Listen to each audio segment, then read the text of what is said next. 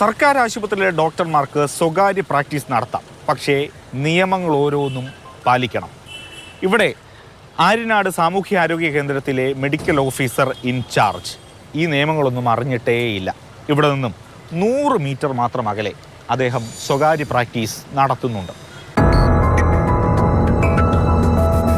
ആര്യനാട് സാമൂഹ്യാരോഗ്യ കേന്ദ്രത്തിൽ രോഗികൾ കാത്തു നിൽക്കുന്നു. നെൽസൺ ഡോക്ടറെ കാണാൻ ഞങ്ങളും ടോക്കൺ എടുത്തു. പക്ഷെ ഡോക്ടർ അവധിയിലാണ്.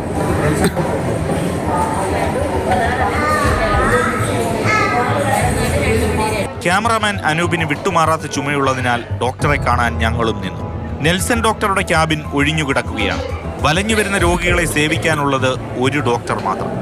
ഒടുവിൽ ഡോക്ടറെ കണ്ടു. പരിശോധിച്ച് മരുന്ന് നിർദ്ദേശിച്ചു. നെൽസൺ ഡോക്ടറുടെ തട്ടിപ്പറയുന്നത് കൊണ്ടാവണം ഡോക്ടർ ഇല്ലേ എന്ന ചോദ്യത്തിന് രാവിലെ ഉണ്ടാകൂ എന്ന് ഒഴുക്കൻ മറുപടി.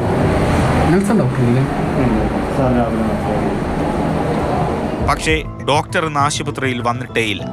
എന്നാൽ സ്വകാര്യ പ്രാക്ടീസ് നടത്തുന്ന സ്ഥലത്ത് ഡോക്ടർ ഉണ്ടോ എന്നറിയാൻ നടന്നു.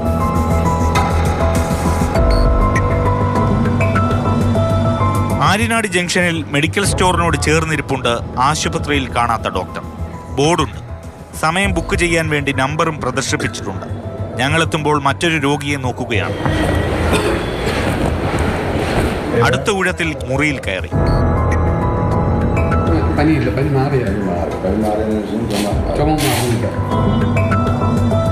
200 രൂപ ഫീസ് നൽകി. ഒടുവിൽ ഡോക്ടർ അത് പറഞ്ഞു. മരുന്ന് എന്തുകൊണ്ട് ആ മെഡിക്കൽ സ്റ്റോറിൽ നിന്ന് തന്നെ വാങ്ങണമെന്നതിന് ഒരു ഉത്തരമേ ഉള്ളൂ: കമ്മീഷൻ. മറ്റു ഫാർമസികളിൽ നിന്ന് മരുന്നുകളുടെ വിലയെടുത്തു. ഒരേ രോഗലക്ഷണങ്ങൾ സർക്കാർ ആശുപത്രിയിലെ ഡോക്ടർ എഴുതിയ കുറിപ്പടി പ്രകാരം മരുന്നിന് 95 രൂപ മാത്രം.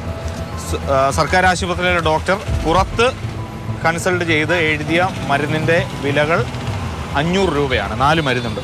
ഹെൽത്ത് സർവീസിൻ്റെ കീഴിലുള്ള ഡോക്ടർമാർ അവരവരുടെ വാസസ്ഥലങ്ങളിൽ പ്രാക്ടീസ് ചെയ്യാവുള്ളൂ എന്നാണ് പറഞ്ഞിരിക്കുന്നത്. അതും ഓഫീസ് ഡ്യൂട്ടി സമയം കഴിഞ്ഞ് OP സമയം കഴിഞ്ഞിട്ടേ ചെയ്യാവുള്ളൂ. അത് 2023 സർക്കാർ ഉത്തരവിറക്കിയിട്ടുണ്ട്. ഡയറക്ടറേറ്റിൽ വിജിലൻസ് ഉണ്ട്. അതുകൂടാതെ വിജിലൻസ് ഡിപ്പാർട്ട്മെൻറ്റാണ് ഇത് വാച്ച് ചെയ്ത് നടപ്പിലാക്കേണ്ടത്. അവരും മിണ്ടാതിരിക്കുകയാണ്. രോഗികൾ ആതുരാലയങ്ങളിൽ കാത്തിരിക്കുമ്പോൾ ലീവെടുത്തുമല്ലാതെയും ഡോക്ടർമാർ നടത്തുന്ന സ്വകാര്യ പ്രാക്ടീസ് ഒറ്റപ്പെട്ടതല്ല.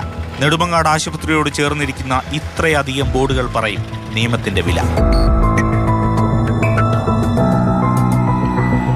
ഇത് ആര്യനാടോ നെടുമങ്ങാടോ തിരുവനന്തപുരത്തോ ഒന്നും നടക്കുന്ന ഒറ്റപ്പെട്ട സംഭവമല്ല. സംസ്ഥാനത്തുടനീളം ഇത്തരം നിയമലംഘനങ്ങൾ ആവർത്തിച്ചുകൊണ്ടേയിരിക്കുകയാണ്. നടപടിയെടുക്കേണ്ട വിജിലൻസും ആരോഗ്യവകുപ്പും മിണ്ടുന്നേയില്ല.